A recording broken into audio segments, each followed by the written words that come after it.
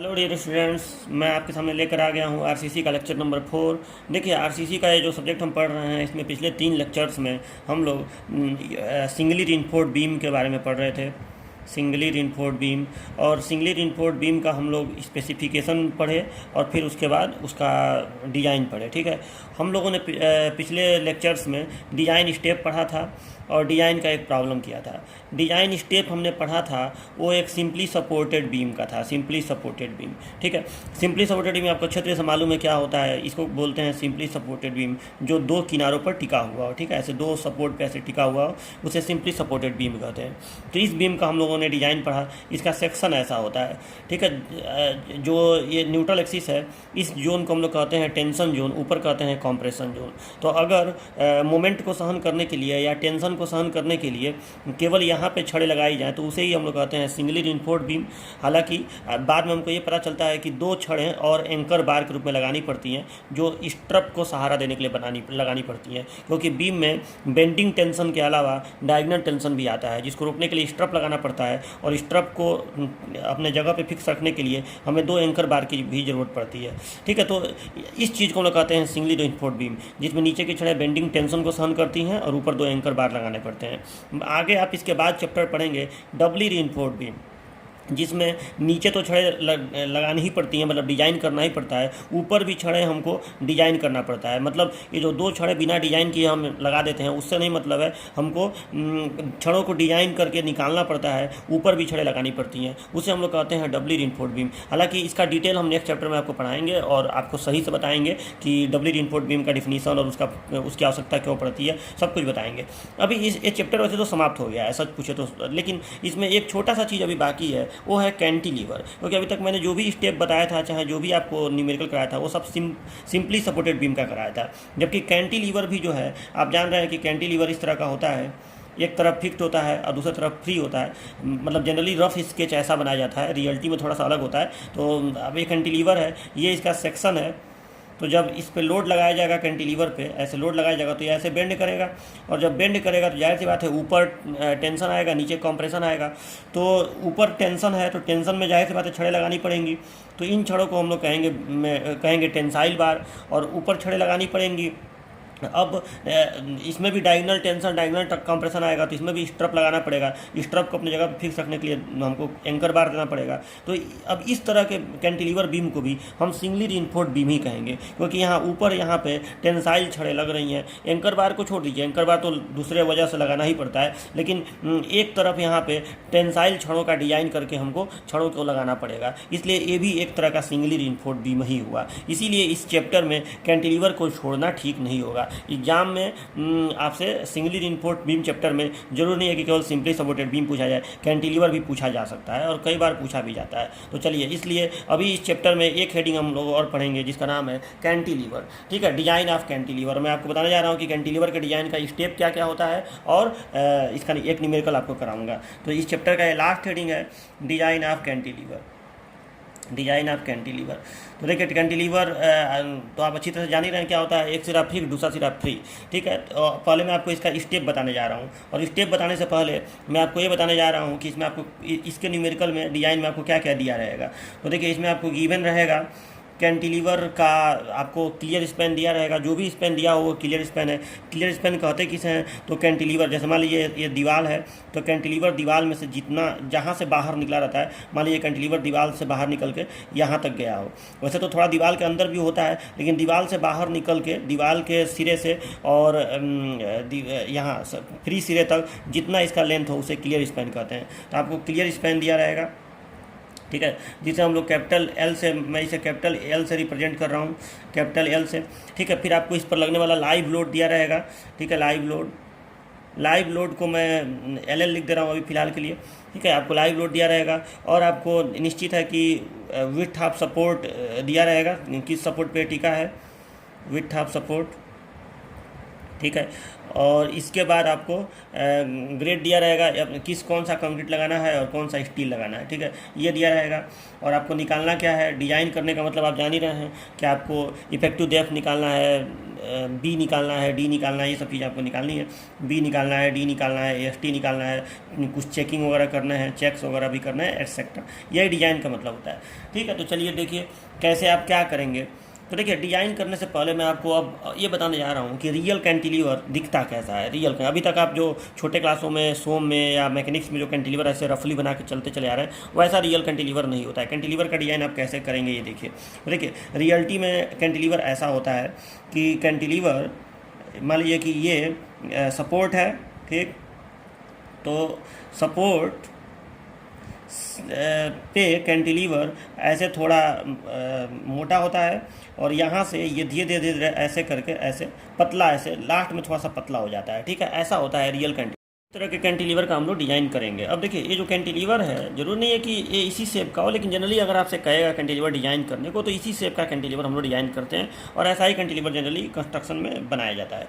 तो अब देखिए ये जो कैंटिलीवर है, इसमें आप यहाँ ये जो डेप्थ है, ये जो डेप्थ है, इसको हम लोग कहते हैं total depth at fixed end, माने आबद्ध सिरे पर टोटल गहराई, total depth at fixed and.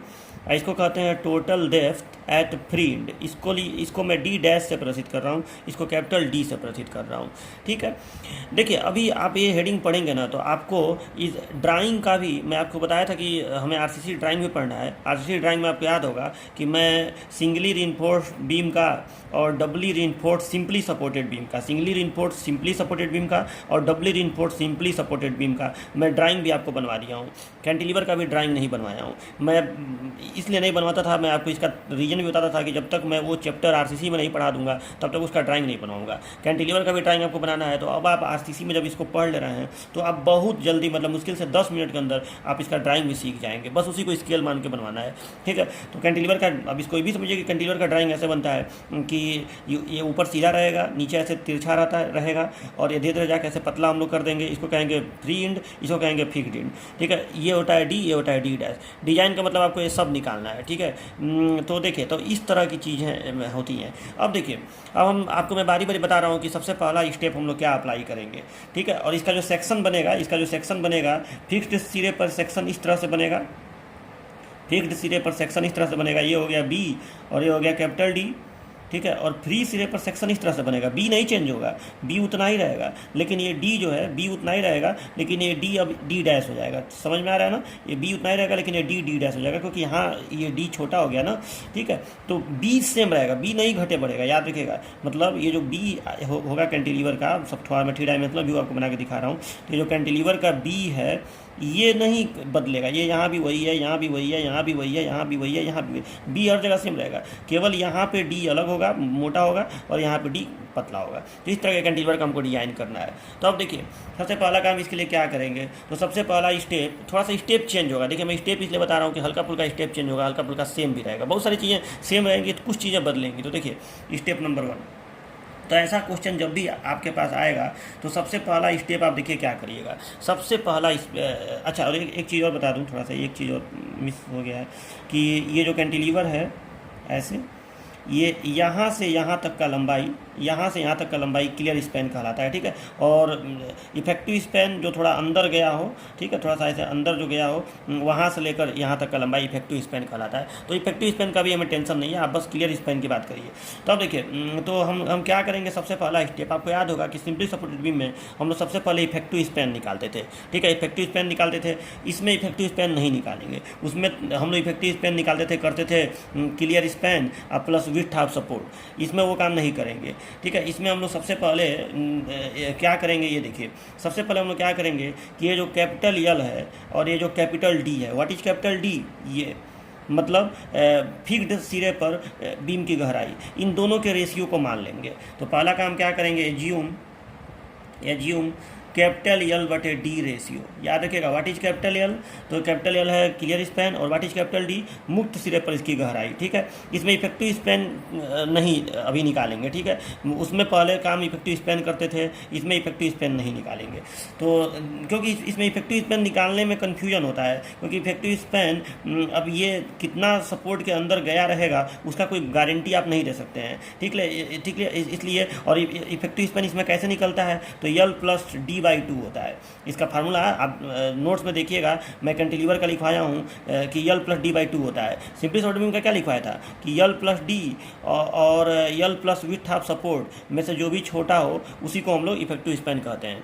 लेकिन इसमें हम लोग यल प्लस डी बाई टू लेते हैं। ये डी कहाँ की गहराई है, यहाँ का प्रभावी गहराई है। ठीक है, तो अभी तो हमें डी पते नहीं है तो हम कैसे इफेक्टिव स्पैन निकालेंगे, तो इसलिए इसमें इफेक्टिव स्पैन से शुरुआत नहीं करेंगे। इसमें हम लोग सबसे पहले यल बटे डी रेशियो से शुरुआत करेंगे। ठीक है, तो सबसे पहले यल बटे डी रेशियो मान लेंगे। अब कितना मानेंगे देखिए, तो यल बटे डी रेशियो हम लोग मानेंगे, इसका मैं आपको तरीका बता दे रहा हूँ। इसका मान हम लोग जनरली 4 से 6 के बीच में लिया जाता है, 4 से 6 के बीच में हम लोग लेंगे। ठीक है, आप लोग इसका मान शुरुआत में कितना ले लेंगे, आप लोग 5 ले लीजिएगा। ठीक है, 4 से 6 के बीच में 5 ले लीजिएगा शुरुआत में ही। ठीक है, तो ये हो गया आपका।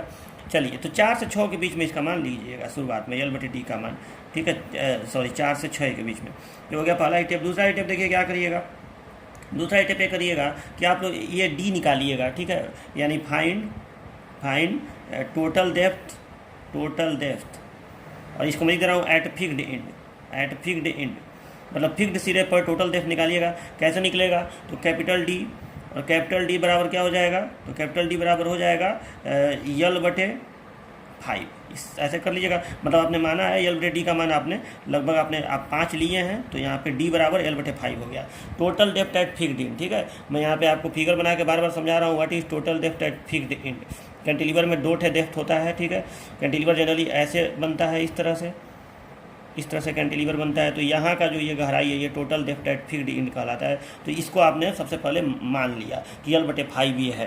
ठीक है, डिजाइन आप ऐसे ही करते हैं। सिंपली शॉर्ट में आपको याद ही होगा कि पहले हम लोग गहराई मानते हैं, बाद में उसी को प्रूफ करते हैं कि हाँ ये सही है। ठीक है, अब ऐसा मानेंगे कि डिजाइन ना आए, वो आपको ऑटोमेटिक आइडिया धीरे धीरे क्वेश्चन करते करते हो जाएगा कि कितना लेंगे तो हमारा सही आंसर लगभग में आ जा रहा है। तो ये मतलब मैं बता रहा हूँ आपको कि आप इसके बीच में लेंगे तो लगभग आपका ठीक ही आएगा। बहुत कम चांस है कि डिजाइन आएगा। अब बहुत हैवी लोड दे दे तो कभी कभी हो सकता है कि आपको ये थोड़ा सा कम ही लेना पड़े, मतलब यल बटे डी का मान 3 ही लेना पड़े, ऐसा भी हो सकता है। कभी कभार ऐसा होगा, लेकिन जनरली ये आपका 5 या 4 से 6 के बीच में सेट करेगा। अब देखिए, तो ये स्टेप हो गया, इससे डी का मान निकल जाएगा, mm में निकाल लीजिएगा। अब स्टेप 3 देखिए, जब ये निकल जाएगा तो फाइंड इफेक्टिव डेप्थ कर लीजिएगा, इफेक्टिव डेप्थ। अब इफेक्टिव डेप्थ को मैं ये लिख रहा हूँ स्मॉल डी, और ये स्मॉल डी भी यहीं का है, यहाँ का जो सेक्शन बनेगा, ये फिक्स्ड एंड पे जो सेक्शन बनेगा ये बी है और ये टोटल डी है। तो यहाँ पे छड़े आप जब लगाएंगे तो यहाँ से यहाँ तक का ये तो इफेक्टिव डेप्थ है डी, फिक्स्ड सिरे पर ही। तो इफेक्टिव डेप्थ कैसे निकालेंगे, तो स्मॉल डी बराबर हो जाएगा capital D minus effective cover. ठीक है, ये हो जाएगा capital D minus effective cover. Capital D आपका निकला ही रहेगा यहाँ से, इफेक्टिव कवर मान लीजिएगा 40 mm या जो भी लेना ले लीजिएगा। ठीक, चलिए, तो स्टेप 3 हो गया।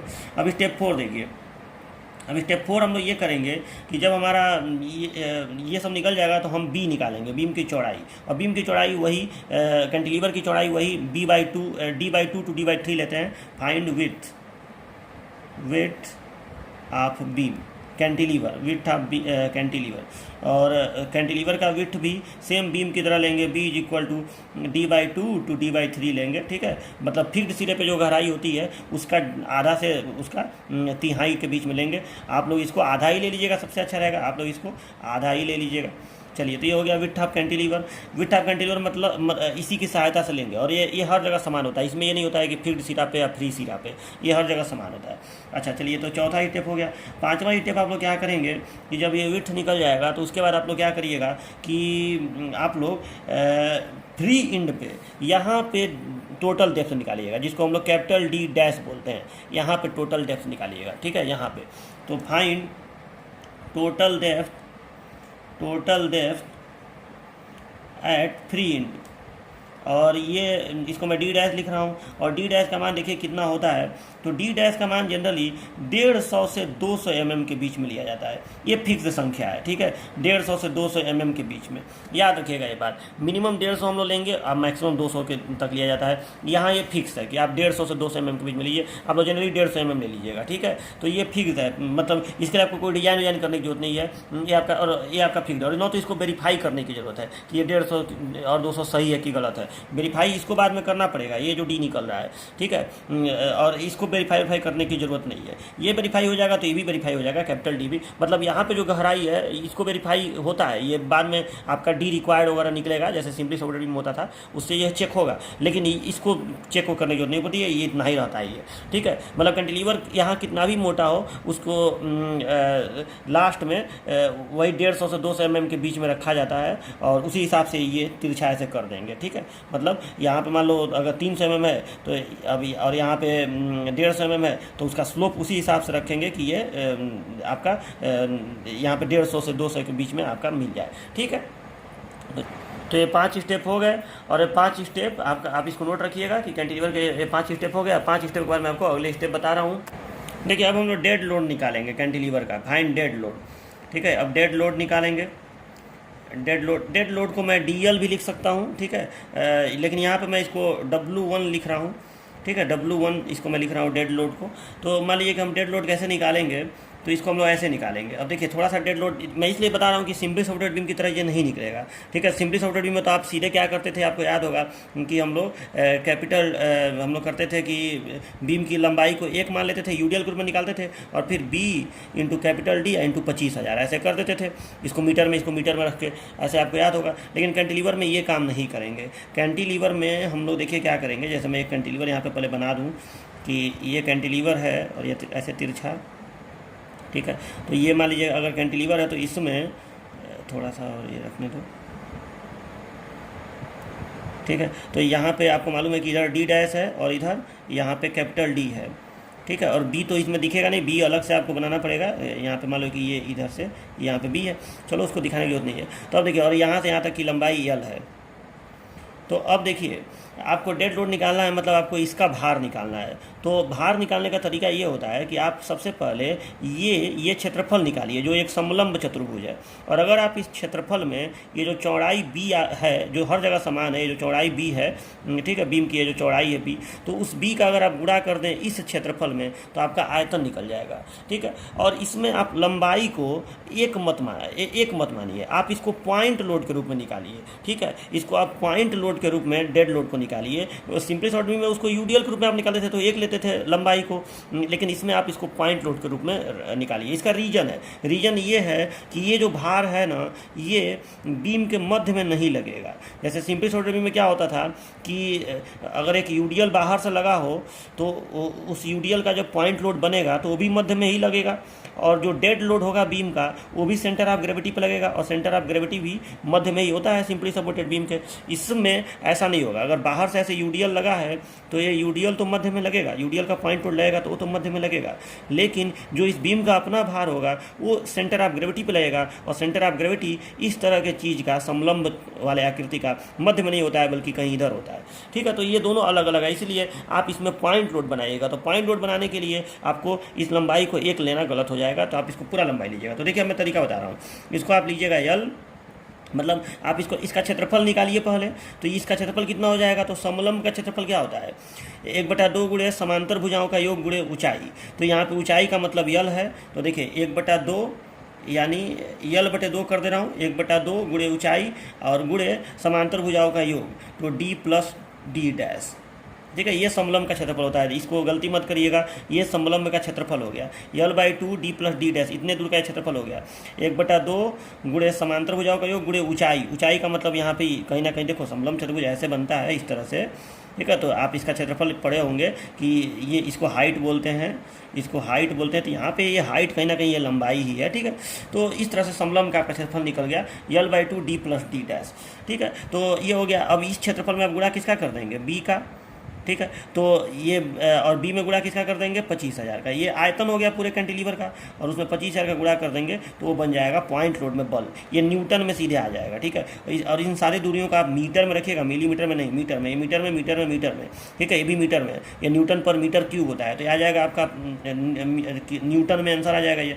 चलो, तो ये स्टेप 6 हो गया, डेड लोड निकल गया। अब स्टेप, अच्छा, ये डेड लोड कहाँ काम करेगा ये भी लिख दीजिए। तो ये डेड लोड काम करेगा ये काम कहाँ पे करेगा, तो ये सेंटर ऑफ ग्रेविटी पे काम करेगा, यहाँ पे। तो ये जो सेंटर ऑफ ग्रेविटी है ये यहाँ से यक्स, जो यहाँ पे सेंटर ऑफ ग्रेविटी है जी, इसको यक्स बार हम लोग बोलते हैं, ठीक है। तो यक्स बार यहाँ से कितने दूरी पर होगा, तो समलंब के सेंटर ऑफ ग्रेविटी का आपको फार्मूला याद होना चाहिए, ठीक है। तो ये यहाँ पे नीचे लिख देंगे कि एट मतलब ये जो W1 है, या ऐसे लिख देंगे कि this W1 act at CG माने सेंटर ऑफ ग्रेविटी, और ठीक है, CG, या इसको ऐसे आप लिख दीजिए कि act at distance x bar from fixed and, मतलब मुक्त आबद्ध सिरे से, ये जो फिक्स्ड सिरा है, इससे यक्स बार दूरी पर ये W1 काम करता है। अब ये यक्स बार का फॉर्मूला क्या होगा, तो आप कभी ना कभी अगर पढ़े होंगे मैकेनिक्स में, या कभी भी ऐसा चीज़ पढ़े होंगे कि इस तरह के आकृति का यक्स बार यानी सेंट्रॉयड जो है वो कितने दूरी पर होता है, या सेंटर ऑफ ग्रेविटी कितने दूरी पर होता है। नहीं पढ़े तो अब पढ़ लीजिए कितना होगा। तो ये जो लंबाई है यल, इसका पहले 1/3 कर देंगे, तो L/3, ठीक है। और फिर ब्रैकेट में ये जो छोटा वाला, देखिए एक बड़ा वाला लंबाई है, ये यहाँ से यहाँ तक कैपिटल डी है, ये यहाँ से यहाँ तक स्मॉल डी है, तो जो छोटा वाला लंबाई है ना उसका दुगुना कर देते हैं, तो 2D डैश प्लस डी बटे D प्लस D डैश, ठीक है। ये फार्मूला होता है D प्लस D डैश, ये फार्मूला होता है यक्स बार का। ओके, तो ये फार्मूला है, इसको मैं ऐसे लिख दे रहा हूँ ताकि थोड़ा याद करने में आसानी हो कि D प्लस 2D डैश, ठीक है। तो D प्लस 2D डैश अपान D प्लस D डैश गुणे L/3, ये फार्मूला होता है एक बार का। तो ये देखिए फिर से एक बार देखिए, डेड लोड ऐसे निकला, ये हो गया। देखो स्टेप बाय स्टेप याद करेंगे तो याद हो जाएगा। यहाँ से यहाँ तक बीम का आयतन है, और आयतन है समलंब का क्षेत्रफल, ये समलंब का क्षेत्रफल है, और ये बी का गुणा करने पर आयतन बन गया पूरे कैंटिलीवर का, गुणे 25,000 हो गया तो भार आ गया, ठीक है। और ये W1 कहाँ काम करेगा, तो ये काम करेगा फिक्स्ड इंड से यक्स बार डिस्टेंस पर। इतना इंग्लिश से मत घबराइएगा कि this W1 act at distance, मतलब W1 डिस्टेंस पे काम करता है, कितना डिस्टेंस पे, x bar from fixed end, मतलब फिक्स्ड इंड से यक्स बार डिस्टेंस पर। हो गया, तो अभी आपको बस इतना ही लिखना है, ये सब फिगर बाद में मिटा दूंगा, ये बस समझने के लिए है, ठीक है। या आप चाहें तो अपने सहायता के लिए बना भी सकते हैं। तो ये हो गया स्टेप नंबर 6। अब स्टेप नंबर 7 देखिए, ठीक है। चलिए, मैंने यहाँ पे अलग से एक फिगर बना भी दिया है, तो D डैश, और यहाँ पे ये W1 हो गया। ये जो लाइव लोड है इसको मैं W2 लिख दे रहा हूँ, लाइव लोड जो है यूडीएल ग्रुप में, इसको मैं W2 लिख दे रहा हूँ, ठीक है, लाइव लोड को। चलो, अब स्टेप नंबर 7 देखिए, अब क्या करेंगे। जब ये निकल जाएगा तो हम लोग निकालेंगे डिजाइन लोड, ठीक है। डिजाइन लोड कैसे निकालेंगे, यहाँ देखिए, डिजाइन लोड, इसको मैं WU लिख दे रहा हूँ, ठीक है। इसको फैक्टर्ड लोड भी बोलते हैं, डिजाइन लोड को फैक्टर्ड लोड भी बोलते हैं। लिमिट स्टेटमेंट में आपको मालूम है WU लिखा जाता है, तो WU इज इक्वल टू हो जाएगा 1.5 इंटू W1 पॉइंट लोड के रूप में निकला, ठीक है। और W2 को भी आप पॉइंट लोड के रूप में निकाल लीजिएगा, ठीक है। तो W2 भी पॉइंट लोड के रूप में निकल जाएगा, तो इसको मैं W2 को सीधे ऐसे लिख दे रहा हूँ। पॉइंट लोड में निकालना इसलिए ज़रूरी है क्योंकि W1 अगर पॉइंट लोड के रूप में है तो W2 भी पॉइंट लोड के रूप में होना चाहिए। मतलब W2 का मान कहीं ना कहीं जानते हैं क्या हो जाएगा, जो लाइव लोड है इंटू ये यल हो जाएगा।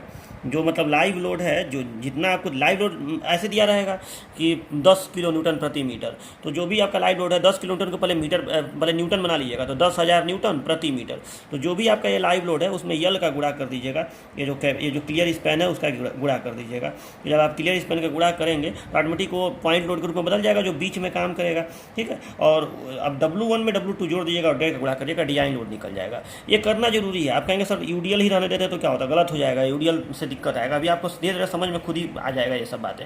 तो ऐसे आपका डिजाइन लोड निकलिएगा। अब स्टेप नंबर 8 देखिए, जब ये निकल जाएगा तो डिजाइन मोमेंट निकालिएगा।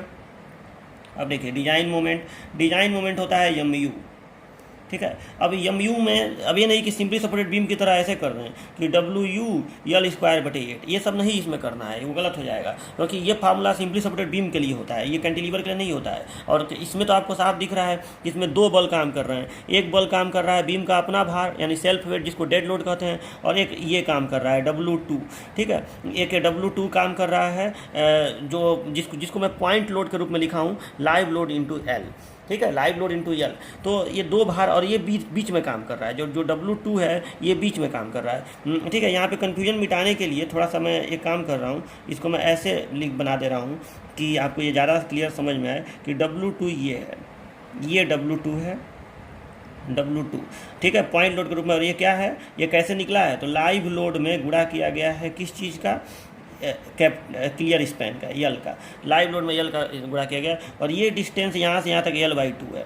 तो अब ये दो तरह के बल हुए, इन दोनों बलों को आप यहाँ पे जोड़ के और 1.5 का गुणा कर दिए तो ये आपका निकल गया, दोनों बलों को जोड़ के 1.5 का गुणा कर दिए तो WU निकल गया। अब हमको निकालना है डिजाइन मोमेंट। अब डिजाइन मोमेंट में देखिए यहाँ पे दोनों बल एक जगह काम नहीं कर रहे हैं, ठीक है, एक बल इससे x बार दूरी पे काम कर रहा है और एक बल L/2 दूरी पे काम कर रहा है। सिंपली सॉर्टेड बीम में क्या होता था कि दोनों बल एक ही जगह पे काम करते थे, मतलब डेड लोड भी यहीं पे काम करता था और यूडीएल का जब पॉइंट लोड बना था तो यहीं पे काम करता था, तो हम दोनों के एक साथ जोड़ के WU L² बटे 8 कर देते थे, तो वो सही था। लेकिन यहाँ पे दोनों बल अलग अलग जगह पे काम कर रहे हैं, तो यहाँ पे जो मोमेंट आप निकालेंगे वो दोनों का अलग अलग निकाल के जोड़ेंगे, और दोनों का मोमेंट तो यहीं पे निकालना है, मतलब ये दोनों बल इसी सपोर्ट पे मोमेंट देंगे, जाहिर सी बात है।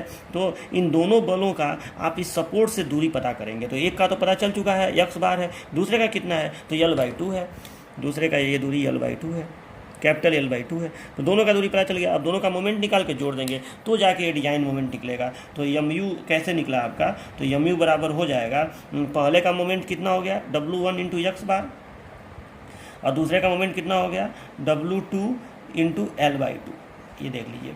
और ये मोमेंट जब निकलेगा तो ये डिजाइन मोमेंट नहीं होगा, क्योंकि ये डिजाइन लोड नहीं है, ये डिजाइन लोड नहीं है, इन दोनों में 1.5 का गुणा नहीं हुआ है, तो इसमें हमको 1.5 का गुणा भी करना पड़ेगा, ठीक है, तो ये डिजाइन मोमेंट हो जाएगा।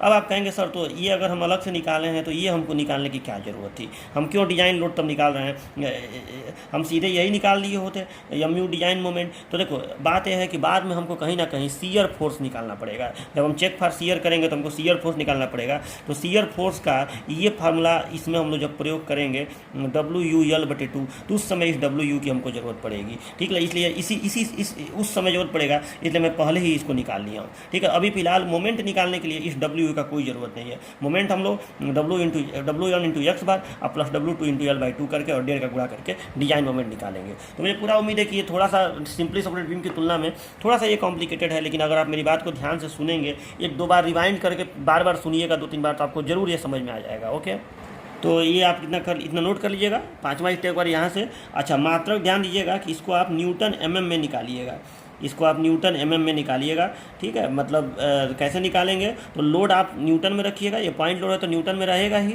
और ये भी न्यूटन में रहेगा, और इन सभी दूरियों को मीटर में रखिएगा, तो न्यूटन मीटर में आंसर आ जाएगा, और बाद में 10⁻³ का गुणा करके न्यूटन mm बना लीजिएगा। चाहे इन दूरियों को आप mm में ही गुणा कर दीजिएगा तो सीधे न्यूटन mm आ जाएगा, जैसे भी करके इसको न्यूटन mm में लाइएगा।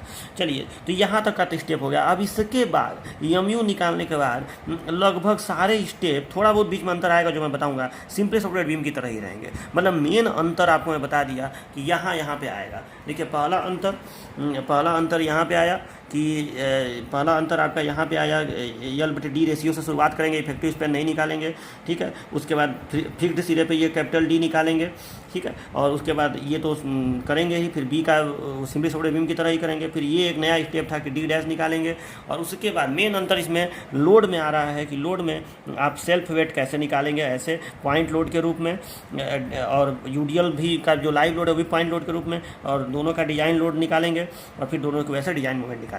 चलिए, तो इतना हो गया। अब next step simply supported beam की तरह ही है, उसको मैं बता रहा हूँ। मालूम है सिंपली सपोर्टेड बीम की तरह की RU निकालेंगे। RU का फॉर्मूला सबको मालूम है, 0.36 FCK XU max upon D into 1 - 0.42 XU max upon D, ठीक है। XU max अपॉन D का मान आपको मालूम ही है, कंक्रीट के ग्रेड के हिसाब से 0.53, 0.48, 0.46, ठीक है, ज़्यादा एक्सप्लेन करने की जरूरत नहीं है, FC का आपको दिया ही रहेगा, RU निकल जाएगा। तो स्टेप नंबर 9 तो बहुत आसान है। फिर स्टेप नंबर 10 वही चीज़ करेंगे कि हम लोग सूत्र लिखेंगे MU बराबर RU BD स्क्वायर। और यू आप साफ देखें कि अभी निकला था, स्टेप नंबर 8 में निकला था ना, ठीक है, स्टेप नंबर 8 में निकला था, ठीक है। तो यू बराबर निकल गया, तो आप इससे अब डी निकालेंगे, इसको आप लिख देंगे डी रिक्वायर्ड। तो डी रिक्वायर्ड बराबर हो जाएगा यू बटे आर यू इंटू बी, ठीक है। तो इससे सीधे आपका में आंसर आएगा। और यहीं पे चेक करेंगे कि इफ़ डी रिक्वायर्ड, अगर ये D required less than D है तो आपका सेक्शन अंडर इन्फोर्ड हो जाएगा, अंडर इन्फोर्ड, और इसलिए लिख देंगे ओके, इसलिए ओके, ठीक है। तो अंडर इन्फोर्ड सेक्शन हो जाएगा, इसलिए ओके, आपको मालूम है। और अगर ये D required greater than D आ गया तो आपका हो जाएगा सेक्शन ओवर इन्फोर्ड हो जाएगा, और इसलिए आप कर देंगे रीडिजाइन, सेक्शन ओवर इन्फोर्ड हो जाएगा और आप कर देंगे इसका रीडिजाइन।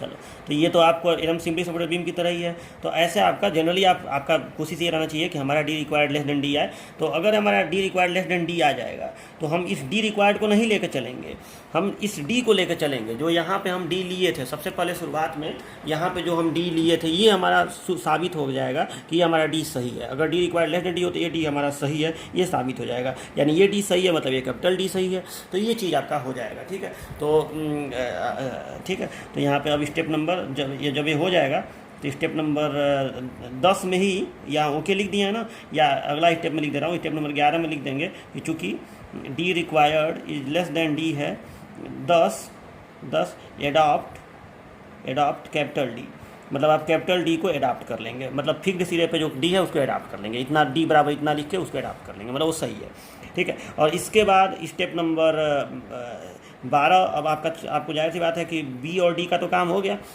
ठीक है। अब आप निकालेंगे ए एस टी। तो एस टी के लिए फिर से सूत्र लिखेंगे कि एम यू बराबर स्टील वाला सूत्र लिखेंगे 0.87 F Y A S T into D into 1 minus F Y बटे F C K A S T बटे बी डी, ये फार्मूला लिखेंगे, ठीक है। अभी एम यू आपका निकल ही चुका है, एफ वाई सब पता ही रहेगा, एस टी बस निकालना है, डी यहाँ निकला ही हुआ है। डी कौन सा जो वेरीफाई हुआ है, मतलब स्टेप नंबर जो भी स्टेप था उसमें जो निकला था डी, मतलब ये वाला डी जो वेरीफाई हुआ है, ये वाला डी, ठीक है। ये वाला डी बार बार दिखा रहा हूँ, स्टेप नंबर 3 में जो डी निकला है ये वाला डी जो सही साबित हुआ है, ठीक है। तो ये वाला डी प्रयोग करेंगे एफ वाई एफ सी के, और इससे आपका एस टी निकल जाएगा। जो एस टी निकलेगा उसको हम लोग एस टी रिक्वायर्ड कहेंगे। या मैं लिख दे रहा हूँ कि इस द्विघात समीकरण से चलिए, तो ये हो गया। ये द्विघात समीकरण से जो एस टी निकलेगा उसको एस टी रिक्वायर्ड बोलेंगे और एस टी रिक्वायर्ड की गणना कर लेते हैं। और इसके बाद सारा काम वही सब करेंगे। जब एस टी रिक्वायर्ड निकल जाएगा तो फिर आप नंबर आप बार एक बार का व्यास मानेंगे, सारा काम उसी तरह से करेंगे जैसे सिंपली सॉफ्ट बीम में किए थे, ठीक है। तो अब मैं नया स्टेप जो है इस पे लिखने जा रहा हूँ, इसको मिटाकर ये सब मत बनाइएगा। जब आप लिखिएगा तो केवल ये वाला फिगर बना लीजिएगा, ठीक है। ये वाला जो फिगर जब आप लिखेंगे तो स्टेप नंबर ये जो फिगर है ये सब बनाइएगा, लेकिन ये फिगर शुरुआत में जो मैं समझाने के लिए बनाया हूँ ये सब मत बनाइएगा, ठीक है। तो देखिए, अब एक छड़ का व्यास मानिएगा फाई, एस टी रिक्वायर्ड निकल चुका है तो एक छड़ का व्यास फाई मानिएगा। अब यन इंटू मतलब number of bar into pi phi square बटे 4 is equal to S T required, तो इससे यन निकल जाएगा इस तरह से। और जब यन निकल जाएगा यहाँ से तो इस यन को आप लोग 10 में आएगा, ठीक है। तो जो भी आए अगर, ठीक है, तो उसके हिसाब से इसलिए अब आप एस टी प्रोवाइडेड निकाल लीजिएगा। S T provided is equal to N into pi phi square बटे 4। इस यन में और इस यन में इतना ही अंतर रहेगा कि 10 में रहेगा, उसको थोड़ा सा बढ़ा दीजिएगा और बढ़ा के नया यहाँ पे जो भी यन है उसको लीजिएगा। अगर संयोग से ये पूर्णांक आ गया तो उस कंडीशन में S T provided S T required बराबर हो जाएगा। मान लो कि आ गया 4, तो जाहिर सी बात है 4 का यहाँ गुणा करके निकालेंगे तो जितना एस टी रिक्वायर्ड होगा उतना एस टी प्रोवाइड होगा। तो ऐसा भी हो सकता है कि दोनों बराबर भी आ जाए, लेकिन ऐसा बहुत कम होता है। चलो, तो ये एस टी प्रोवाइडेड यहाँ से निकल गया। अब इसके बाद हम लोग करेंगे चेक्स, ठीक है। तो देखिए, ये जो 12वां स्टेप था, 12 स्टेप, अब सिंपली सपोर्टेड बीम की तरह कुछ चीज़ें आप अभी तक ये देखें कि कुछ चीज़ें एकदम सिंपली सपोर्टेड बीम की तरह हैं और कुछ चीज़ें कैंटिलीवर का अलग है। अब एक बात और सुन लीजिए, अब एक छोटा सा डिफरेंस मैं आपको बता रहा हूँ कि कैंटिलीवर में, सिंपली सपोर्टेड बीम में जब हम लोग का ये निकल जाता है तो हम लोग सीधे चेक्स करते हैं और 4 तरह के चेक करते हैं। इसमें हम लोग चेक नहीं करेंगे बल्कि एक स्टेप यहाँ और बढ़ाएंगे और तब चेक करेंगे। तो उस स्टेप का नाम देखिए क्या है।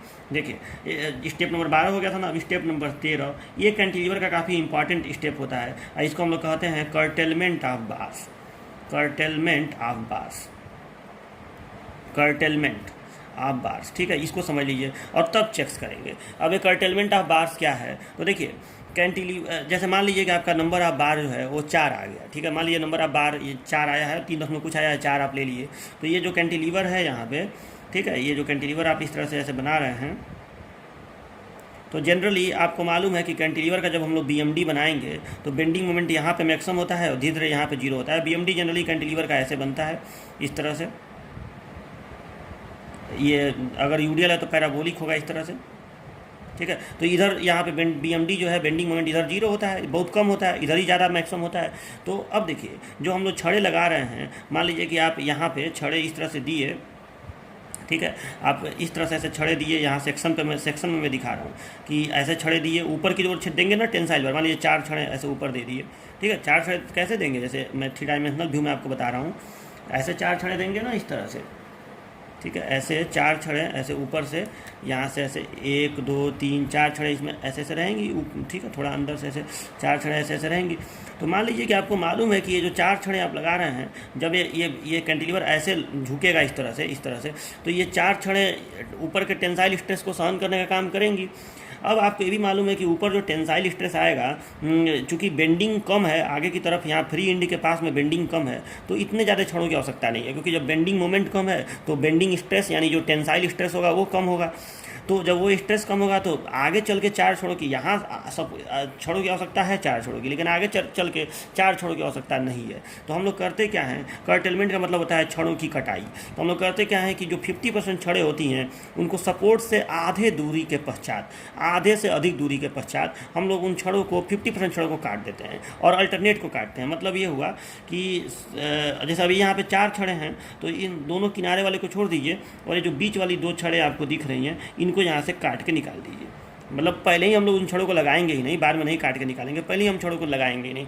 मतलब केवल यहाँ से यहाँ तक ऐसे, मतलब यहाँ से जहाँ से भी छड़ें शुरू होंगी वो 2 छड़ें यहाँ तक आएंगी, ठीक है, और बाकी 2 छड़ें लास्ट तक जाएंगी। तो ये 2 छड़ें, इससे आपका इकोनॉमिकल हो जाएगा, क्योंकि हमें पता है कि इतना ज़्यादा इधर स्ट्रेस पैदा होने वाला नहीं है। तो इसी को हम लोग कहते हैं कर्टेलमेंट ऑफ बार। मतलब अगर आप इसका जब ये वाला फिगर आप बनाएंगे सेक्शन वाला, तो यहाँ पे आपको सपोर्ट के पास 4 छड़ें दिखेंगी, लेकिन जब आप इधर बनाएंगे सेक्शन और इधर सेक्शन ऐसे बनेगा ना, आपको मालूम है कि ये कम हो जाएगा, ठीक है, पतला हो गया है, बी नहीं कम होगा लेकिन ये कम हो गया है। तो यहाँ पे आपको 2 ही छड़ें आप दिखेंगी, सेक्शन में बीच में 2 छड़ें नहीं दिखेंगी, क्योंकि अब यहाँ पे तो ये 2 छड़ें नहीं है ना, ये 2 छड़ें बीच वाली नहीं है। तो मैं कोशिश कर रहा हूँ कि आपको अच्छे से पूरा एक्सप्लेन कर सकूँ। तो ठीक है, तो यहाँ पे 2 छड़ों की कटनी हो गई, इसी को हम लोग कहते हैं कर्टेलमेंट ऑफ बार्स, ठीक है। तो अब देखिए इसमें आप क्या लिखेंगे कर्टेलमेंट ऑफ बार्स में। तो देखिए यहाँ पे मैं लिखा हूँ कि हम 50, इस हेडिंग के अंदर आप जब डिजाइन करेंगे न्यूमेरिकल, अभी तो स्टेप में आप ये सब लिखेंगे ही, लेकिन जब न्यूमेरिकल डिजाइन करेंगे तो आप यहाँ पे कर्टेलमेंट ऑफ बार हेडिंग डाल कर वैसे लिखेंगे कि हम 50% टेंसाइल बार्स को सपोर्ट से L/2 दूरी पर काट देते हैं। अगर 3 छड़ें होंगी तो 2 छड़ों को रखेंगे, बीच का 1 छड़ काटेंगे, तो 50% नहीं होगा, उतना कॉमन सेंस की बात है। तो हम 50% टेंसाइल बार्स को सपोर्ट से L/2 दूरी पर जनरली काट दिया जाता है, ठीक है। तो अब देखिए, अब यहाँ पे ये तो ठीक है, मतलब कहने का ये है कि जो अब सामने से आपको मान लीजिए कि यहाँ पे 1 छड़ ऐसे दिख रहा है, ये छड़ थोड़ा अंदर भी गया रहेगा, वो सब मैं आपको बाद में डिटेलिंग में बताऊंगा कि कैसे आप लोग सपोर्ट के भीतर का भी छड़ दिखाएंगे। जैसे यहाँ पे जनरली एक कॉलम रहेगा ना, या एक वाल रहेगा, उसमें ना कैंटिलीवर ऐसे फंसा रहेगा या ऐसे अंदर आया रहेगा, तो उस समय बताऊंगा कि छड़ों को इसमें आप कैसे दिखाएंगे। वो बात की बात है, वो डिटेलिंग में मैं आपको बताऊँगा जब न्यूमेरिकल कराऊँगा। तो अभी के लिए देखिए, जो ये छड़ें हैं, मान लीजिए कैसे छड़ें जा रही हैं, तो अब इसमें जाहिर सी बात है, ये सामने से मान लो कि ये 4 छड़ें हैं, तो इसके पीछे भी छड़ है, उसके पीछे भी छड़ है, उसके पीछे भी छड़ है, सामने से तो इधर से एक ही छड़ दिख रहा है। तो अब इधर ये मान लो 4 छड़ें हैं, लेकिन आधे दूरी के पश्चात, मतलब मान लो यहाँ पे आधा दूरी है, ये दूरी L/2 है, L/2, तो आधे दूरी के पश्चात यहाँ पे छड़ें कट गई, मतलब अब 2 ही छड़ हो गई इसमें, ठीक है। तो सपोर्ट से आधे दूरी के पश्चात हम लोग छड़ों को काट देते हैं, ठीक है, लगभग आधा छड़ काट देते हैं, आधा छड़ छोड़ देते हैं, ठीक है। तो अब देखिए, अब ये जो दूरी L/2 है, ये किसी भी स्थिति में ये दूरी डेवलपमेंट लेंथ से कम नहीं होना चाहिए। जैसे मान लीजिए कि आप डेवलपमेंट लेंथ निकाले और डेवलपमेंट लेंथ इससे ज़्यादा आ गया, तो आप लोग उतने दूरी से ही काटेंगे। मान लो सपोज दैट कि आप डेवलपमेंट लेंथ निकाले LD और LD ग्रेटर देन L/2 आ गया। मान लो कि L/2 आया, सपोज दैट आया 2 मीटर, L/2 मान लो 4 मीटर का है, L/2 2 मीटर आया, ठीक है, और डेवलपमेंट लेंथ आ गया सपोज दैट 2.2 मीटर। तो आप इन छड़ों को 2 मीटर से नहीं काटेंगे, इनको आप 2.2 मीटर से काटेंगे। तो ये एक तरीका होता है, मतलब जितना दूरी से आप छड़ों को काट रहे हैं वो दूरी हमेशा डेवलपमेंट लेंथ से कम होना, डेवलपमेंट लेंथ से ज़्यादा होना चाहिए। ठीक है, जिस दूरी पे आप काट रहे हैं, मतलब ये जो L/2 से अगर आप काट रहे हैं तो L/2 should be greater than LD होना चाहिए। ठीक है, तो इसको यहाँ पे यहीं पे चेक कर देंगे। तो अब इसको कैसे चेक करेंगे, तो इसको ऐसे चेक करेंगे, इसको ऐसे चेक करेंगे कि आप यहाँ पे डेवलपमेंट लेंथ निकालेंगे, लिखेंगे चूँकि LD is equal to 0.87 FY phi upon 4 tau BD। ये सूत्र होता है डेवलपमेंट लेंथ का, किसी भी बीम के लिए यही होता है। ठीक है, तो LD is equal to 0.87 FY phi upon 4 tau BD। 0.87 संख्या है, FY आप जान ही रहे हैं क्या है, ग्रेड आपको स्टील का दिया ही रहेगा। फाई जो अब व्यास आप यहाँ पे माने हैं, ठीक है, जो व्यास आप यहाँ पे माने हैं एक छड़ का, वो है फाई। और टाउ BD आप जान ही रहे हैं, एवरेज बाउंड स्ट्रेस है, ये टेबल से निकलता है, मैं आपको लास्ट लेक्चर में बताया था। अगर HYSD बार होगा तो जो भी टाउ BD होगा उसमें 1.6 का गुणा करेंगे। ठीक है, तो ये सब आप जान ही रहे हैं, तो इससे LD निकल जाएगा। LD जितना mm आएगा, आप अगर if L/2 is greater then LD है, मतलब अगर आप L/2 दूरी पर काट रहे हैं, जनरली आप L/2 पे ही काटिएगा, तो if L/2 is greater then LD है तो इसलिए लिख देगा, इसलिए ओके, यहीं पे ओके लिख दीजिएगा, मतलब ठीक है, मतलब आप जो काटे हैं कहीं काटे हैं। लेकिन अगर L/2 लेस देन LD हो गया तो आप लिखेंगे अतः छड़ों को LD दूरी पर काटेंगे। ठीक है, अगर if L/2 is less than LD हो गया तब छड़ों को या ये इक्वल टू भी हो गया तभी भी, तब छड़ों को हम लोग LD दूरी पर सपोर्ट से LD दूरी पर काटेंगे। ठीक है, तो ये समझ लीजिएगा। तो चलो, ये स्टेप नंबर 13 हो गया। अब इस स्टेप पर ये फिगर ओवर बनाने की जरूरत नहीं है, आप इसको अपने आप से सब समझ लीजिएगा।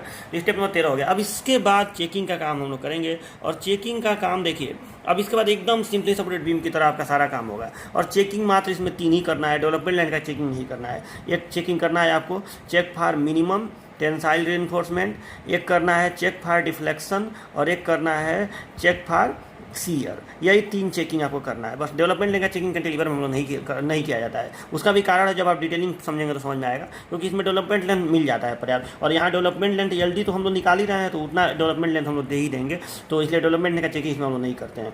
तो ये check for minimum tensile reinforcement, check for deflection और चेक फॉर सीयर, यही 3 चेक इसमें करेंगे, और फिर एक्स्ट्रा रिइंफोर्समेंट लिख के और फिर डिटेलिंग कर देंगे। तो मैं आपको शॉर्टकट में आगे की चीज़ बता रहा हूँ कि कैसे क्या करेंगे। तो देखिए अब स्टेप नंबर 14 चेक्स है, और चेक्स में आपका पहला हो जाएगा check for minimum tensile reinforcement. और इस चेक को बताने की ज़रूरत मुझे लग रहा है ही नहीं, सेम टू सेम वही आप करेंगे। ठीक है, कि इसमें आप लोग ST0 निकालेंगे। ST0 ये कितना होता है, 0.85 BD अपान FY ऐसे निकालेंगे। और if ST0 is greater, if ST provided, अगर आपका ST प्रोवाइडेड जो आपने दिया है ये अगर ग्रेटर देन ST0 है तो इसलिए हो गया, बस हो गया, और ये होना चाहिए आपका ग्रेटर देन। चलिए दूसरा चेक देखिए, तो दूसरा चेक हम लोग करेंगे चेक फॉर, 3 ही चेक करेंगे। ठीक है, दूसरा चेक हम लोग करेंगे चेक फॉर डिफ्लेक्शन। ठीक है, चेक फॉर डिफ्लेक्शन, तो देखिए चेक फॉर डिफ्लेक्शन में हम लोग सबसे पहले आपको मालूम है परसेंटेज स्टील निकालते हैं। तो परसेंटेज स्टील निकालेंगे कैसे, तो ST प्रोवाइडेड बटे BD इंटू 100, ये हो गया परसेंटेज स्टील। ठीक है, इसमें पहला काम ये करेंगे कि परसेंटेज स्टील निकालेंगे। दूसरा काम हम लोग क्या करेंगे, FS निकालेंगे। कैसे, तो 0.58 FY ST रिक्वायर्ड बटे ST प्रोवाइडेड। ठीक है, और तीसरा काम हम लोग क्या करेंगे, तो अंदाज से ही, ठीक है, अंदाज से ही जो ग्राफ है उसमें लगभग अंदाज से ही देख लेंगे, और जब PT निकल जाएगा FS निकल जाएगा तो फ्रॉम ग्राफ हम लोग KT निकाल लेंगे। फ्रॉम ग्राफ फाइंड KT यानी मॉडिफिकेशन फैक्टर KT। ठीक है, और चौथा काम एक और करेंगे। चौथा काम हम लोग ये करेंगे कि इफेक्टिव स्पैन निकालेंगे, क्योंकि हमें स्मॉल यल इसका नहीं पता है, तो हम लोग इसका इफेक्टिव स्पैन निकालेंगे। ठीक है, effective span simply software beam में इफेक्टिव स्पैन फर्स्ट स्टेप में ही निकला होता था, क्योंकि हमें इफेक्टिव स्पैन उसमें होता था L is equal to capital L plus width half support. लेकिन इसमें तो ऐसा कोई फार्मूला होता नहीं है कि capital L plus width half, इसमें तो एक ही फार्मूला होता है effective span is equal to L plus D. इसीलिए इसमें विड्थ हाफ सपोर्ट का प्रयोग करके आप इफेक्टिव स्पैन नहीं निकाल सकते हैं। तो इसमें इफेक्टिव स्पैन अब यहाँ पे अब निकल सकता है, क्योंकि अब हमारे पास डी है। शुरुआत में डी नहीं होता है मेरे पास, तो अब इफेक्टिव स्पैन यल बराबर हो जाएगा कैपिटल यल प्लस डी। ठीक है, डी हम डिजाइन करके निकाले हुए हैं, जो डिजाइन करके लास्ट में निकला था। तो ठीक है, तो ये डी हमारे पास है, तो effective span L is equal to L plus D. तो इतना चीज़ आपका हो गया। अब आप क्या करेंगे कि पांचवा चीज़ करेंगे कि यल बटे डी मैक्स निकालेंगे, यल बटे डी मैक्स। ठीक है, और यल बटे डी मैक्स क्या हो जाएगा, तो ये हो जाएगा, देखिए आपको मैं बताया हूँ कि कैंटिलीवर के लिए इफेक्टिव स्पैन अपान डेप्थ रेशियो जो होता है वो 7 होता है। अगर 10 मीटर तक का कैंटिलीवर है तो 7 होता है। तो यहाँ पे आप 7 गुणे KT कर देंगे, जो भी आपका KT है, क्योंकि इसको सुधारना भी तो है। तो यल बटे डी मैक्स हो गया, और फिर आप यल बटे डी प्रोवाइडेड निकाल देंगे। ठीक है, तो मैं यहीं पर इसको लिख दे रहा हूँ यहाँ पे कि छठवां काम क्या करेंगे कि यल बटे डी प्रोवाइडेड, यल बटे डी प्रोवाइडेड ये निकाल देंगे। ठीक है, कैसे निकलेगा, तो यल यहाँ पे निकला हुआ है और डी आपका डिजाइन में है ही है, तो यल बटे डी प्रोवाइडेड निकल जाएगा। और इफ़, अब लास्ट काम ये करेंगे कि इफ़ ये यल बटे डी मैक्स, जो यल बटे डी मैक्स है, अगर ये ग्रेटर देन है यल बटे डी प्रोवाइडेड से, तो इसलिए ओके। तो देखिए मैंने यहाँ पे लिख दिया कि इफ़ इफ़ यहाँ पे इफ़ लगा दीजिएगा, इफ़ यल बटे D max is greater than L बटे डी प्रोवाइडेड, तो इसलिए ओके, बस इतना सा काम करना है। तो एकदम मतलब अगर ये है तो मतलब डिफ्लेक्शन आपका कंट्रोल में रहेगा। तो चेक फॉर डिफ्लेक्शन भी हो गया ये, तो इसको नोट रखिएगा। अब हम लोग अगला चेक करेंगे चेक फॉर शियर। और चेक फॉर शियर जब करते हैं तो पहला चीज़ में क्या निकालते हैं फैक्टर्ड शियर फोर्स। तो देखिए फैक्टर्ड शियर फोर्स कैसे निकलेगा, VU।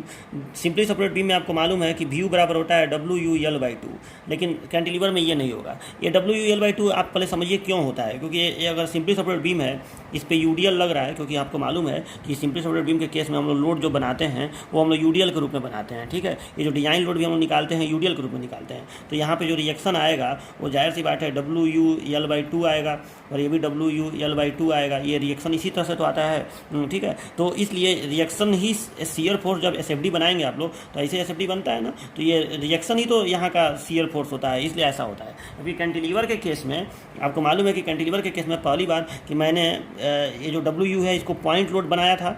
ठीक है, तो यहाँ पे ये कैंटिलीवर है अगर, और मैंने मान लो कि ये WU है। ठीक है, मैंने पॉइंट लोड के रूप में बना के W1 W2 करके और जोड़ जाड़ के सब WU निकाला था। तो यहाँ का जो रिएक्शन आएगा वो WU ही आएगा। तो यहाँ का जो शियर फोर्स होगा उसमें यल वल कुछ किसी चीज़ की गुणा करने की जरूरत नहीं है। आपका जो फैक्टर शियर फोर्स होगा VU बराबर वो सिर्फ WU हो जाएगा। इसीलिए मैंने उसी स्टेप में इसको निकलवा दिया था। ठीक है, वहाँ पर इसीलिए इसमें करता कि इसकी जरूरत आगे पड़ेगी, तो VU बराबर WU हो जाएगा। चलिए ये हो गया। फिर हम लोग निकालेंगे नॉमिनल शियर स्ट्रेस। यही छोटी छोटी अंतरें आएंगी, बाकी सब सेम रहेगा। तो नॉमिनल शियर स्ट्रेस VU बटे BD, ये तो वही रहेगा। ठीक है, सपोर्ट वाला D और ये B तो सेम ही होता है, तो VU बटे BD हो गया। फिर तीसरा काम क्या करेंगे, हम लोग निकालेंगे परसेंटेज स्टील। तो परसेंटेज स्टील तो आपका निकल चुका है उसमें चेक फॉर डिफ्लेक्शन में ST रिक्वायर्ड बटे BD वाला करके। ठीक है, और चौथा काम क्या करेंगे, हम लोग टेबल 19 पे जाएंगे, राम टेबल 19, और हम लोग पता कर लेंगे टाउ C। फिर पाँचवा काम क्या करेंगे, टेबल 20 पे जाएंगे और हम लोग पता कर लेंगे टाउ C मैक्स, और फिर कंडीशन देखेंगे। छठवां काम क्या करेंगे, कंडीशन देखेंगे कि अगर टाउ C/2 के आधे से कम होगा टाउ B, अगर टाउ C/2 के आधे से भी कम होगा तो हम लोग नो शियर देंगे, नो शियर। और अगर इसका मान टाउ C/2 के आधे से बड़ा हो और छोटा हो टाउ C से, तो हम लोग मिनिमम शियर इन्फोर्समेंट देंगे, मिनिमम शियर इन्फोर्समेंट। और मिनिमम शियर में आपको मालूम है एक फार्मूला होता है जिसका प्रयोग करते हैं हम लोग। और अगर टाउ B का मान इससे टाउ C से बड़ा हो, टाउ B का मान, और छोटा हो टाउ C मैक्स से, तो जनरल शियर इन्फोर्समेंट देते हैं। इसी केस का जनरली प्रयोग करते हैं। ठीक है, और अगर टाउ B का मान greater than tau C max, जो जनरली नहीं आएगा, तो हम लोग रिडिजाइन करेंगे, मतलब तब B और D में ही चेंजिंग करना पड़ेगा, खास करके D में। ठीक है, तो वो वाली केस की बात ही छोड़ दीजिए, क्योंकि अगर टाउ B बहुत ज़्यादा हो गया टाउ C मैक्स से भी, तब VU तो आप कम कर नहीं सकते, वो तो लोड है, डिजाइन लोड, तो आप कम नहीं कर सकते हैं। तो आपको B और D को बढ़ाना पड़ेगा ताकि ये टाउ B कम हो, मतलब B और D में चेंज करना पड़ेगा, खास करके D में चेंज आपको करना पड़ेगा। तो चलिए, तो ये तो हो गया। अब देखिए इतना चीज़ हो गया। अब आप देखिए ये वाला केस तो आता नहीं है और ये वाला केस तो आता नहीं है, यही दोनों आता है। तो सातवां स्टेप, इफ मिनिमम शियर का केस हो, फॉर फॉर मिनिमम शियर, अगर मिनिमम शियर रिइंफोर्समेंट का केस हो तो उस कंडीशन में हम लोग फार्मूला लगाएंगे स्पेसिंग का, स्पेसिंग ऑफ स्टीरप्स का, spacing of stirrups S B is equal to 0.87 F Y A S B बटे 0.4 बी, ये फार्मूला लगाएंगे। ठीक है, और इसमें हम लोग स्पेसिंग इससे निकाल लेंगे और फिर इसका चेकिंग कर लेंगे। ये भी स्पेसिंग 300 से ज़्यादा नहीं होना चाहिए। ठीक है, 0.75 डी या 300 में जो भी छोटा उससे ज़्यादा नहीं होना चाहिए, तो उससे हम लोग इसका चेकिंग वेकिंग कर लेंगे। मतलब ये मिनिमम का स्पेसिंग हम लोग इस फार्मूला से निकालेंगे। ये एस भी आप जान ही रहे हैं कैसे निकलता है। 2 लेड स्टीरप मान लेंगे 6 से 12 mm व्यास का, तो उससे आपका एस भी निकल जाएगा 2 × π² 4। तो ये सब मैं बता रहा हूँ, मैं इसको जल्दी लिख कर दे रहा हूँ। अगर जनरल का केस है तो भी आप जान रहे हैं क्या होगा। तो देखिए, अगर जनरल शियर रिइंफोर्समेंट का केस है तो इसमें हम लोग क्या करेंगे, तो इसमें हम लोग पहला काम ये करेंगे कि हम लोग इसमें, अब मैं ये वाला नंबर डाल दे रहा हूँ, इसमें हम लोग पहला काम ये करेंगे कि नेट शियर निकालेंगे। ठीक है, नेट शियर निकालेंगे। नेट शियर कैसे निकालेंगे, इसको हम लोग लिखते हैं VUS, ये हो जाएगा factored shear force minus tau C B D, जितना शियर फोर्स कंक्रीट सहन कर लेगा। ठीक है, इससे निकल जाएगा। और दूसरा काम क्या करेंगे, अब फिर से स्पेसिंग निकालेंगे, स्पेसिंग ऑफ स्टीरप्स। ठीक है, और अब स्पेसिंग का फार्मूला क्या होगा, S B is equal to 0.87 F Y A S B into D, 0.87 F Y A S B into D बटे VUS, इस फार्मूला से हम लोग निकालेंगे। ठीक है, और ये हो गया। अब और तीसरा काम क्या करेंगे, इसका चेक करेंगे। देखिए, चेकिंग तो मिनिमम वाले, मतलब मिनिमम शियर रिइंफोर्समेंट का भी करेंगे, चाहे इससे भी निकलेगा, दोनों का चेकिंग करेंगे। तो इसको मैं इस वाले स्टेप में लिख रहा हूँ 9वां नंबर डाल के कि अब चेक फॉर स्पेसिंग करेंगे, चेक फॉर स्पेसिंग। ठीक है, तो चेक फॉर स्पेसिंग कैसे होगा, तो मैक्सिमम स्पेसिंग जो है इन दोनों के छोटे वाले से ज़्यादा नहीं होना चाहिए। मतलब 0.75 डी या 300 mm में से जो भी ज़्यादा हो, जो भी छोटा हो उससे ज़्यादा नहीं होना चाहिए। मतलब ये जो स्पेसिंग निकल रहा है, चाहे ये वाला स्पेसिंग और चाहे वो जो मिनिमम वाले फार्मूला से निकल रहा है यहाँ पे। ठीक है, चाहे ये वाला जो स्पेसिंग निकल रहा है, ये भी स्पेसिंग अगर इस वाले का निकल रहा है तो भी ये 300 ज़्यादा नहीं होना चाहिए। और चाहे ये वाला जो स्पेसिंग निकल रहा है इस फार्मूला से जनरल में, वो भी इन दोनों के छोटे वाले से ज़्यादा नहीं होना चाहिए। ठीक है, तो याद रखिएगा इस बात को। ये हो गया, और ये चेक फॉर शियर आपका कंप्लीट हो गया। और जब चेक फॉर शियर कंप्लीट हो जाएगा तो स्टेप नंबर 14 आपका कंप्लीट हो गया। चेक्स 3 तरह के चेक हो गए। चेक फॉर डेवलपमेंट लेंथ नहीं करेंगे। अब स्टेप नंबर 15 लिखेंगे, एक्स्ट्रा रिइंफोर्समेंट। क्वेश्चन है कि एक 3 मीटर स्पैन वाले कैंटिलीवर पर 14 किलोमीटर प्रति मीटर का लोड लगा है, उसका डिज़ाइन कीजिए। कंक्रीट M20 स्टील Fe415 में। देखिए कितना छोटा सा क्वेश्चन है, लेकिन आंसर आप जान ही रहे हैं कितना लंबा होगा। तो इसको आपको एकदम स्टेप के हिसाब से आप इसको करते जाइएगा और इसको करिएगा। सबसे पहले आप लोग इसको कैपिटल L है ये, तो कैपिटल L बटे कैपिटल D का रेशियो मान लीजिएगा। फिर स्मॉल d निकाल लीजिएगा, फिर b निकाल लीजिएगा, फिर d डैश निकाल लीजिएगा। d डैश को कितना लेंगे, मतलब ये जो फ्री इंड है, फ्री इंड उस पर कितना लेंगे, तो इसको 150 mm रखिएगा। ठीक है, 150 mm मिनिमम जो रहता है वही रखिएगा। तो इसको 150 mm ले लीजिएगा। फिर जैसे जैसे मैं बताया हूँ, डेड लोड निकालिएगा, फिर लाइव लोड निकालिएगा, लाइव डेड लोड और लाइव लोड को डिजाइन लोड निकालिएगा, डिजाइन मोमेंट निकालिएगा, डी रिक्वायर्ड निकालिएगा। सब स्टेप करते जाएगा चेकिंग वोकिंग करके, और एकदम फाइनल आप मुझे आंसर बताइएगा। चलिए ठीक है, तो अब लेकिन जब आंसर आपका निकल जाएगा तो आप इसका डिटेलिंग कैसे करेंगे, ये मैं आपको अब बताने जा रहा हूँ कि आप इसका डिटेलिंग कैसे करेंगे। तो देखिए कैसे आप डिटेलिंग करेंगे। अच्छा, उस क्वेश्चन में जो भी क्वेश्चन दिया था उसमें सपोर्ट की चौड़ाई नहीं दी हुई है, तो सपोर्ट की चौड़ाई नहीं दी हुई है तो उसका कहीं काम भी नहीं पड़ता है। डिटेलिंग करते समय अगर सपोर्ट दिखाना ही होगा तो मैं 300 mm मान के उसको दिखा दूंगा, लेकिन सपोर्ट की चौड़ाई की कहीं जरूरत पड़ती भी नहीं है। ठीक है, तो ये हो गया। अब देखिए, तो उस क्वेश्चन को आप करिएगा जरूर, करके मुझे उसको दिखाइएगा। देखिए करेंगे नहीं तो सीख नहीं पाएंगे, तो क्वेश्चन जरूर करिएगा और मुझे आप जितने देर में मन करें, 24 घंटे या जो भी है, आप उसमें करके मुझे दिखाइए। अब देखिए डिटेलिंग में आपको बताने जा रहा हूँ। देखिए डिटेलिंग क्यों इंपॉर्टेंट है कि आपको मालूम है कि इसी पे एग्जामिनर आपको नंबर देता है। और यहाँ पे तो ये डिटेलिंग जो है ना, ये एक तीर से दो शिकार है, क्योंकि अगर आप डिटेलिंग अच्छे से समझ लेते हैं तो कहीं ना कहीं ड्राइंग में आपको, ये आरसीसी ड्राइंग में भी ये हेल्प करेगा। ठीक है, आरसीसी ड्राइंग में आपको मालूम है कि हमको बहुत ज़्यादा चीज़ पढ़ना नहीं है, 24 उसमें चैप्टर हैं। एक आपको पढ़ना है सिंगली रिइंफोर्स्ड बीम का, जो मैं आपको पढ़ा चुका हूँ। फिर आपको पढ़ना है डबली रिइंफोर्स्ड बीम का, सिंपली सेपरेट बीम पढ़ना है सिंगली रिइंफोर्स्ड। फिर आपको सिंपली सेपरेट बीम पढ़ना है डबली रिइंफोर्स्ड। ठीक है। फिर आपको कैंटिलीवर का पढ़ना है जो मैं आज आपको बता रहा हूँ, ठीक है। फिर आपको उसमें स्लैब का पढ़ना है, 1 वे स्लैब और 2 वे स्लैब का, ठीक है। और फिर आपको उसमें कॉलम का पढ़ना है। इतना ही आपको, एक रिटेनिंग वाल का पढ़ना है। बस यही सब आपको आरसीसी ड्राइंग में करना है। तो सच पूछे तो रिटेनिंग वाल को छोड़ के बाकी तो सारे चैप्टर भी हैं आरसीसी में। जैसे ये चैप्टर पूरा हुआ तो मैंने आपको WSM में मैंने सिंगली डब्ल्यू दोनों आपको पढ़ाया था, तो मैंने दोनों का आपको ड्राइंग भी बता दिया।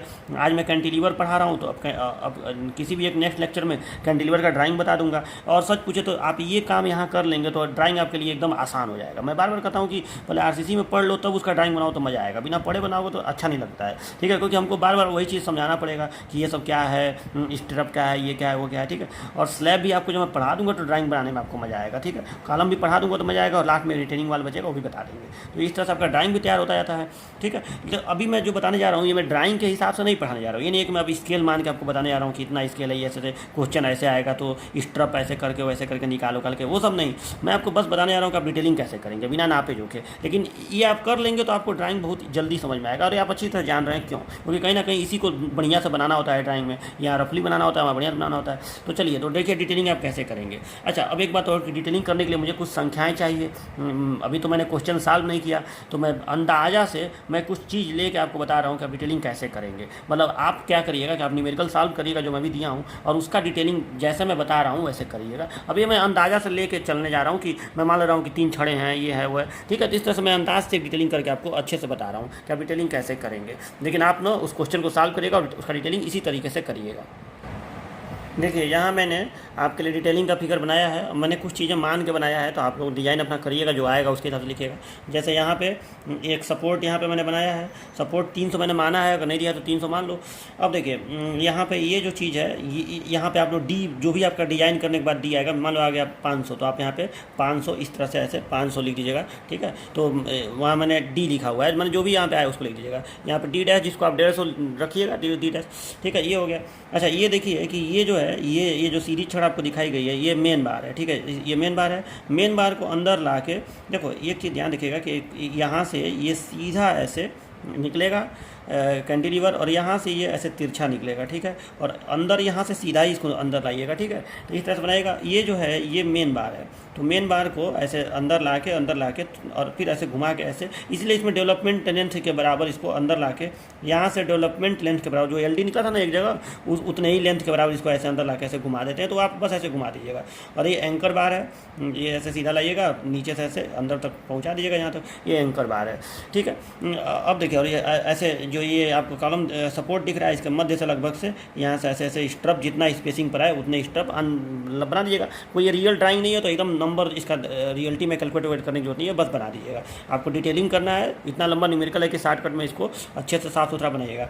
अच्छा, ये देखिए क्या दिखाया गया है, ये L/2, और यहाँ पे ये क्या दिखाया गया है कि मान लो कि आधा छड़ जो है ऐसे आके जब कट जाएगा, तो जब छड़ जहाँ कटता है हल्का सा ऐसे घुमा देते हैं, ठीक है। तो ये वही दिखाया गया है कि जो छड़ काटी जाएगी उसको थोड़ा सा घुमा देंगे, तो वही यहाँ पे दिखाया गया है। तो ये डिस्टेंस जनरली L/2 होगा, लेकिन अगर LD L/2 से बड़ा हो जाए तो ये डिस्टेंस LD के बराबर होगा, वो आपको मैं बताया हूँ। तो यहाँ पे L/2 दिखाया, मतलब आप यहाँ पे L/2 नहीं लिखेंगे जब न्यूमेरिकल सॉल्व करेंगे। तो ये जो भी आपका L रहेगा, मान लो L है 4 मीटर, जैसे आपके क्वेश्चन में 3 मीटर है, तो आप यहाँ पे 1500 लिखेंगे, ठीक है। कि यहाँ पे बस ऊपर तीर के 1500 लिख देंगे, और नीचे ऑल डायमेंशन सारी mm लिखे ही रहेंगे।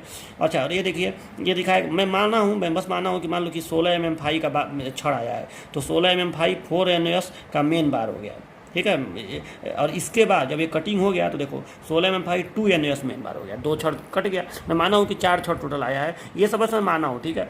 अच्छा, स्पेसिंग, ये जो तीर लगाया हूँ इसके ऊपर स्ट्रप का स्पेसिंग 2 जगह लिख दीजिएगा, ठीक है। यहाँ से ये स्ट्रप दिखा के मान लो 6 mm फाई 2 लेग आया है, तो 6 mm फाई 2 लेग स्ट्रप @ इतना MMCC जो भी आपका है वो भर दीजिएगा वहाँ पे। फिर इसको एंकर बार है, तो 8 mm फाई 2NS एंकर बार, यहाँ से यहाँ तक क्लियर स्पैन दिखा दीजिएगा। तो ये हो गया L सेक्शन, ये L सेक्शन हो गया। अब क्रॉस सेक्शन देखिए, तो क्रॉस सेक्शन दो थे बनता है, एक फिक्स्ड इंड पे बनेगा, एक फ्री इंड पे बनेगा। तो फिक्स्ड इंड पे कैपिटल D दिखेगा और B दिखेगा, और ऊपर 4 छड़े दिखेंगी, ये ऊपर मेन बार दिखेंगे, नीचे एंकर बार दिखेंगे, ये ध्यान दीजिएगा। और ये स्ट्रप दिखेगा, और फिर यहाँ पे ये B, और फिक्स्ड फ्री इंड पे जब बनाएंगे तो ये D डैश दिखेगा, ठीक है। तो और नीचे जो जगह खाली रहता है उसको जनरली ऐसे ऐसे ऐसे ऐसे बराबर बराबर पतली पतली रेखाएँ खींच देते हैं। तो ये हो गया। अब देखिए 2 छड़े जब कट गई तो यहाँ से 2 ही छड़ यहाँ पे दिखेगा, ठीक है, और नीचे एंकर बार 2 दिखेगा, और यहाँ पे D डैश तब तब लिखाएगा, मतलब आप यहाँ पर डी डैश नहीं लिखेंगे, आप यहाँ पर 150 लिखेंगे, जो भी आप माने रहेंगे, ठीक है। तो ये सब करके आप लोग उस न्यूमेरिकल को डिटेलिंग इस तरह से होगा, उस न्यूमेरिकल को सॉल्व करके आप इस तरह से डिटेलिंग करिएगा।